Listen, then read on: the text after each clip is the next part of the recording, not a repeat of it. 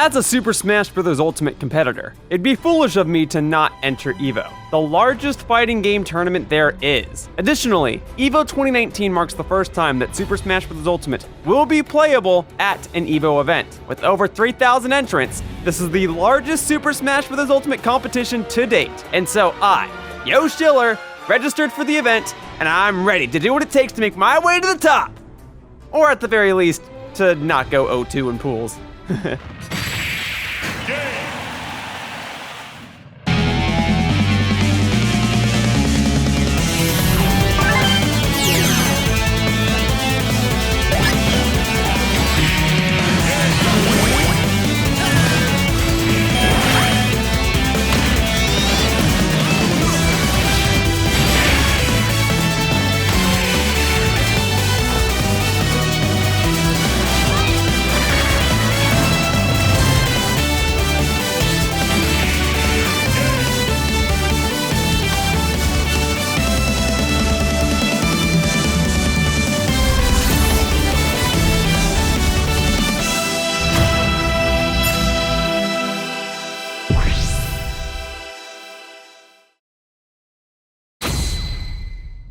Hello humans, I'm Yoshiller, and welcome back to another episode of Super Smash Bros. Ultimate Road to Sakurai!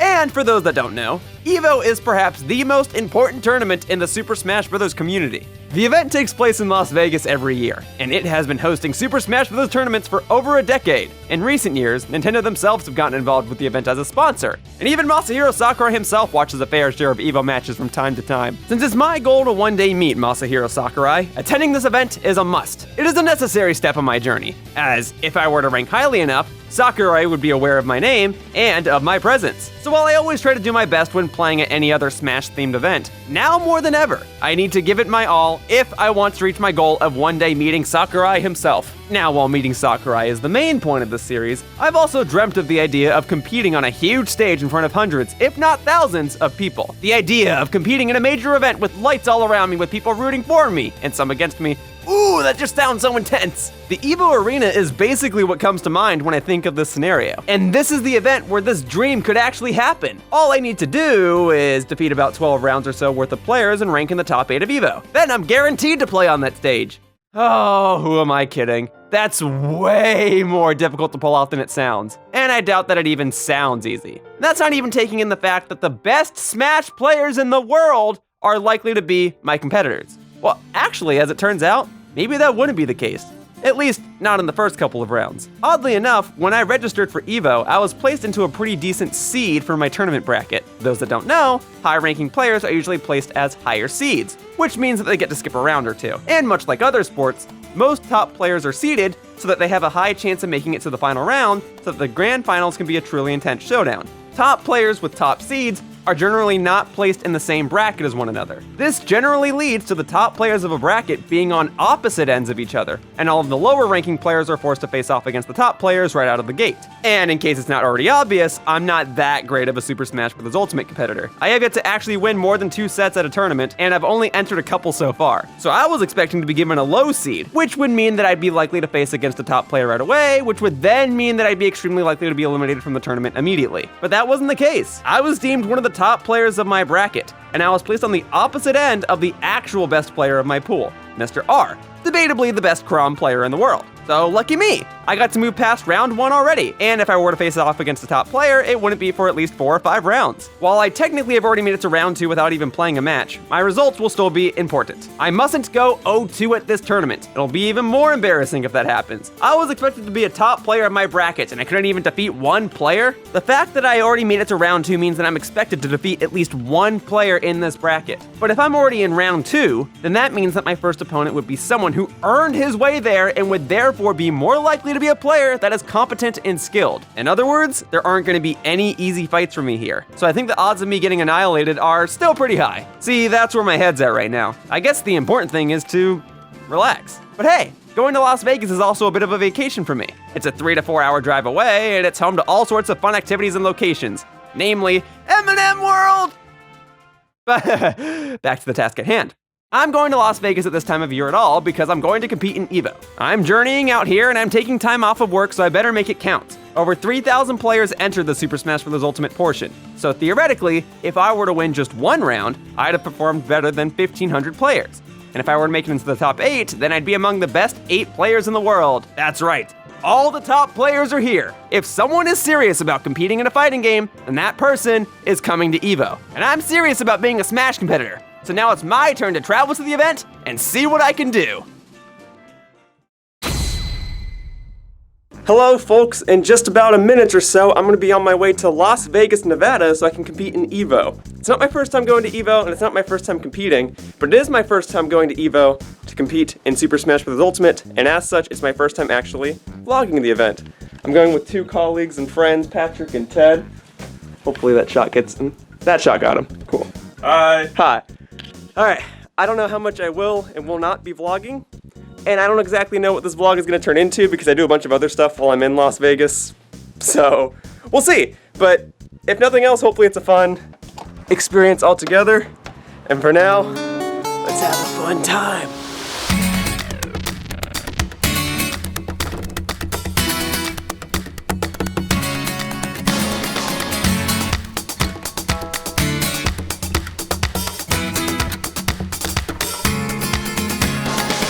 Hey guys, we are about, what would you say, like 45 minutes out from Las Vegas?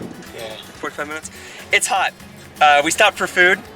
We were in a nice air-conditioned car, and then we stepped outside and realized I could probably cook an egg outside. Anyway, so I just real quickly wanted to explain kind of the importance of EVO, because it's the biggest fighting game tournament. And the reason I bring that up is because as a guy who's trying to compete in tournaments and trying to one day meet Masahiro Sakurai, I figured that, well, naturally I should compete at EVO. But I compete at EVO anyway, because that's just how I've done things in the past, and we go to EVO pretty much every year. So, if I win EVO, that's awesome. That's like the best case scenario. Odds are against me, because there's more than 3,000 registered entrants, so I'm not counting my luck, but maybe something else will happen, like some representative will see me play, and they'll be like, hey, you're cool. You want to go meet Sakurai? The odds are against him. The odds are against me. But anyway, the whole reason I'm bringing this up is like, my journey could end here, or this could just be a fun vacation. So in that regard, that's a win-win. This could just be a fun vacation, and I don't really compete well in Super Smash Bros. Ultimate. But if I do rank well here, that'll matter more than any other tournament I've competed in so far. So, we'll see what happens. What's up? What about when they announce Sora? Yeah? I mean, if I meet Masahiro Sakurai, I'm done competing, but I won't be done getting hyped for new character reveals. We still have 2 more to go, and I don't actually have any clue as to who they could be because we already got Banjo and a Dragon Quest character. So I don't know. What about when they announce Doom Guy? I think Doom Guy or Master Chief would be hype. I don't think we're gonna get an announcement here at EVO because Hero just came out and Banjo-Kazooie is not out yet, so we are in kind of this weird in-between period. What's up? What about when they announce Frogger? I think any character at this point would be hyped because it means we'd get a Frogger stage. And if it works how I think maybe most people think it would work, awful. I think it'd be incredible. I would be very upset at that stage. It's pretty much nothing but hazards. Awful. Anyway, we're gonna head over to Las Vegas soon. We're close to being there. And I'll probably vlog when we get inside the hotel room. We are staying in the Mandalay Bay, which is a very nice hotel, and it's also where EVO takes place. So that'll work out. But yeah, this will either be a vacation vlog, or it'll be the vlog that gets me the furthest on my journey. We'll see. But it's been a pretty easy ride so far. So, if nothing else, no trouble yet. Like 3 hours. 3 hours? Like 45 minutes. Should I try to pee? 45 minutes. Can you hold it? Oh yeah. Okay. Alright, we're off. Alright. We just got to the room. We are staying in the Mandalay Bay, as I specified earlier. And it's a nice room. It's a very nice room. They do a good job. Alright. What's our view? What's it look like? Da, da, da, da. Oh, that's actually like a perfect view. That is a great view. Wow, okay. I'll have to buy binoculars to see all the Stop. water. You're gonna regret it. Yeah. Well, I'm gonna go swimming later, but it's nice to actually see the whole resort. Terrible. pools? It's 3 pairs of pools? Yeah, so we got, that's the wave pool, and then the river. Yeah, other pairs, you know. We got pools over here, we got the wave pool over there, and then the river is, it's that. That's the river. All right, yeah. It's a cool hotel. It's a nice place. Solid room, man. Yeah, I'm digging it. Oh yeah, we gotta go over the bathrooms. Oh yeah, bathrooms are really nice. Yeah, bathrooms are tight. So you get this kind of lobby area for the actual bath and shower, and then the actual toilet You is can in hang here. out when someone's showering. Yeah. The lobby. Yeah. Well, you know, if you gotta go, you can go, and someone else can take a shower. Thank you. Bradley's ready for you now. Yeah, I got my card key. Yeah, it's a nice room. Very, very nice. We're on the 18th floor? Yeah. So, I'm excited. It's cool. I'm digging it. I'm digging it. And now that I'm checked into my hotel room in Las Vegas, there were only 2 things left to do. Get my EVO pass, and find a way to get a few practice rounds in before the big day tomorrow. Alright, well technically I'm at EVO. I got my pass, I got my wristband, only one thing's missing.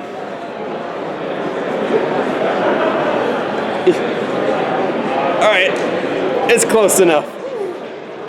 Unfortunately, I was unable to find any practice areas where I could actively play a few rounds of Smash. I tried contacting a few other players to see if there were any events going on, but I didn't have much luck getting any results. So instead, I invited a few players to my hotel room. And hey, that means that I was able to use my own Nintendo Switch, so I saved as many replays as I could, so I could attempt to study my playstyle.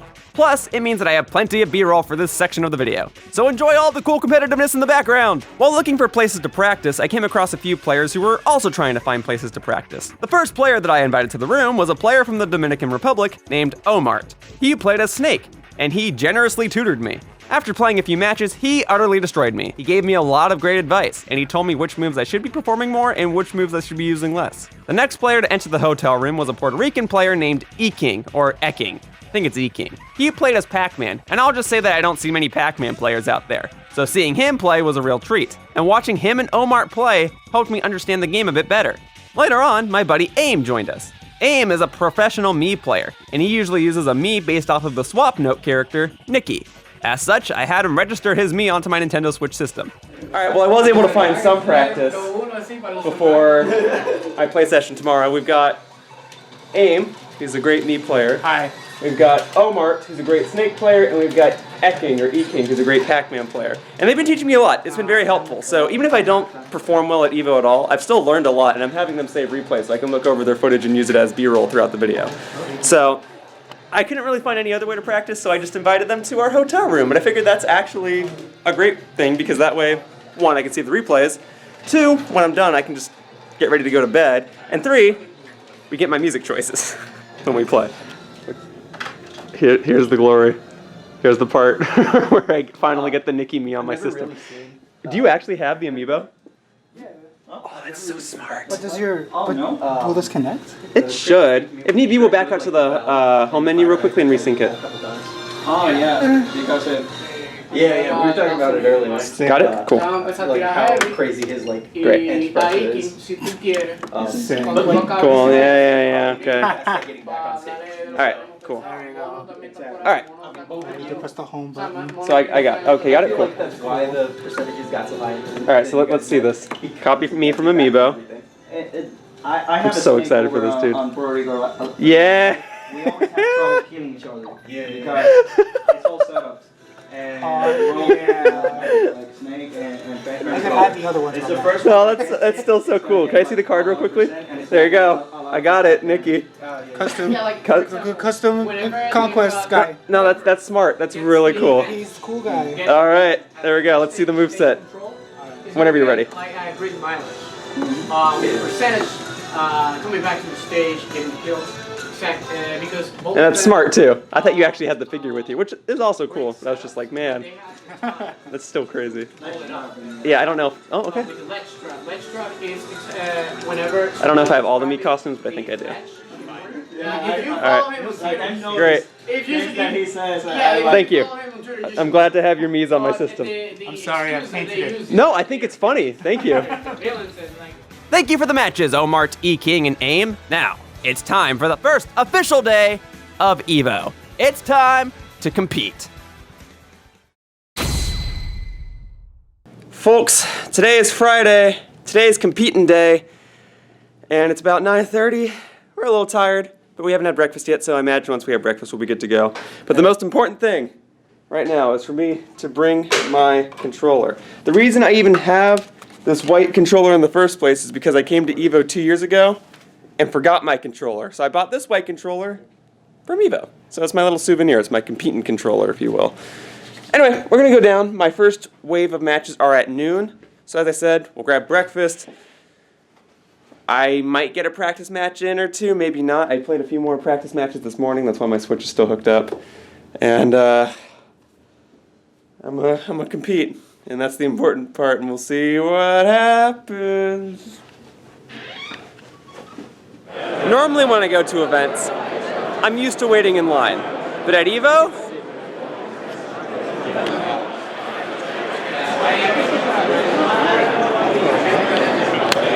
I'm not used to waiting in a line, let alone this long. We're waiting in line to go into a bigger room so that I can hopefully compete. I've been waiting in line for about an hour. My pools are at noon.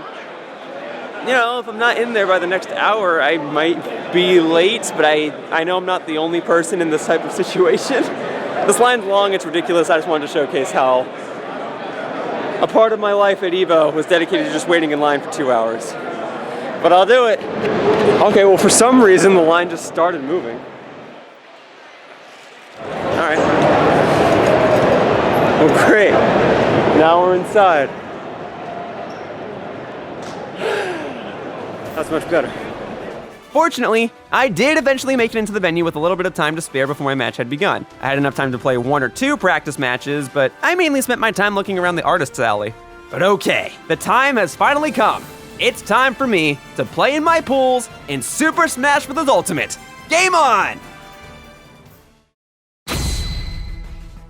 As a friendly reminder, I was automatically placed into round 2 of my pool. This does not technically count as a win to me, so my results are still 0-0 right now. While I'm grateful that I'm one step closer to getting a higher rank at EVO, my goal here was to defeat as many players as possible and not go 0-2. Anyway, here we go! Starting in round 2 of my pool, I faced off against a player named Drago the Dragon. And this time, rather than immediately agreeing to the default stage of Pokemon Stadium 2 like I do at other tourneys, I decided to actually perform a stage striking process. This resulted on us playing on the Town and City stage for the first round. I went as my ace, Yoshi, while he played as Fox. We were back and forth throughout the match, and we had our fair share of traded blows. Even so, I was able to hold my ground, and on his final stock, I got a bit more aggressive. I wound up being able to stage spike him, which resulted in me winning the first game. For the second match, I was allowed to ban 2 stages. I opted to ban Town and City, as I generally don't want to play on the same stage twice in a row in hopes that I'll become less predictable as the set goes on, and I also believe I banned Pokemon Stadium 2. So, my opponent switched to Incineroar, and we wound up going to the Yoshi's Story stage. Although I was able to hold the lead in the beginning, Drago quickly caught up and wound up defeating me using Incineroar's famous Alolan Whip attack. For the final game, I wound up deciding on Final Destination for the stage. Or at least, I picked a Final Destination variant of another stage. I thought that maybe platforms were messing me up, as I tend to have a difficult time landing back on a stage if I get hit directly above it. In fear that Incineroar may try to grab me out of the sky or attempt to juggle me, I thought that a stage without platforms would be the safest bet. But honestly, this strategy seemed to work against me. Drago wound up defeating me, and thus I was knocked into the losers bracket. Now I'm technically in losers round 2, but only one set of players had to play in losers round 1, so again, this isn't much of an accomplishment. Even so, for the second round of the losers bracket, I was paired up against a player named Blue Baron. He was a Palutena player who definitely knew how to space me out. However, in our first game, he did self-destruct, and I was able to punish him with a stage spike on his second stock. From there, I was able to hold my ground, withstand Palutena's projectiles, and win the match. In the second game, he chose to go to the Yoshi's Island stage.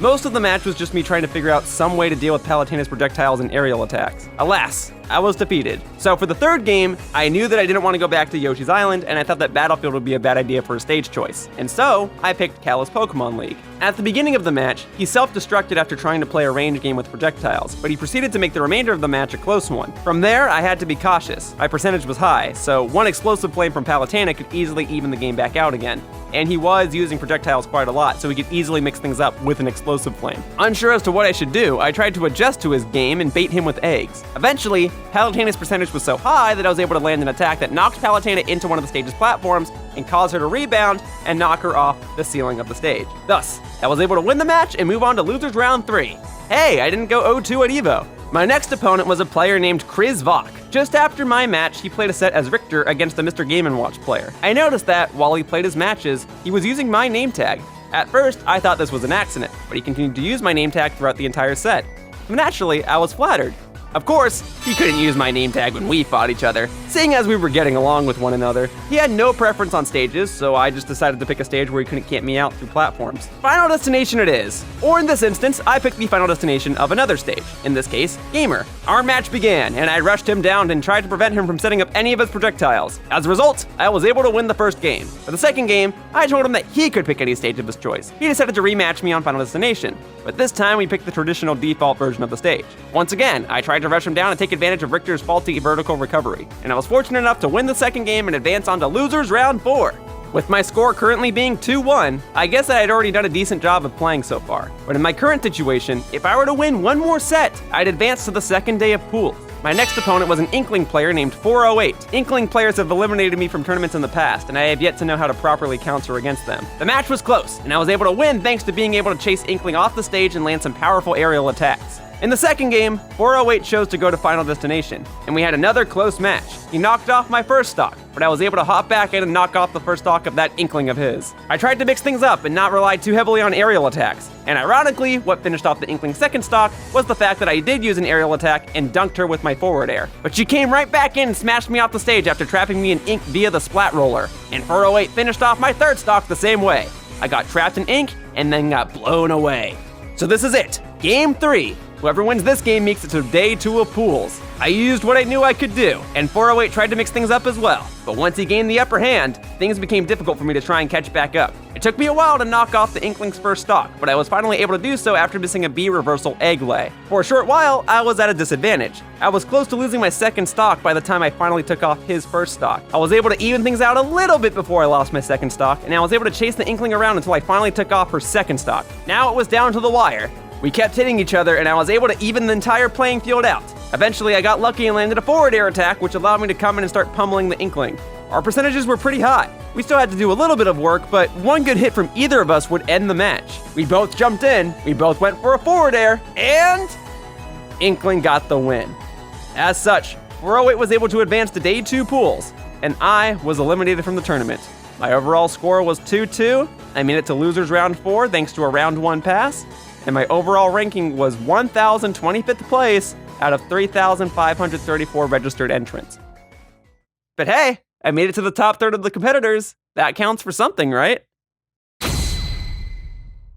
So we're on our way back to the hotel room right now.